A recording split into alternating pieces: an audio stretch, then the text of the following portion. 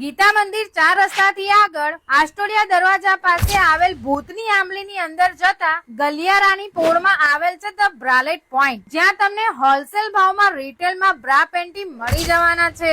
જી હા, માત્ર ને માત્ર 69 રૂપિયાથી બ્રામાં કલેક્શન મળી જવાનું. પેન્ટી માત્ર ને માત્ર 50 રૂપિયાથી મળી જવાની અને ટી શર્ટ માત્ર ને માત્ર 150 રૂપિયામાં જ મળી જશે.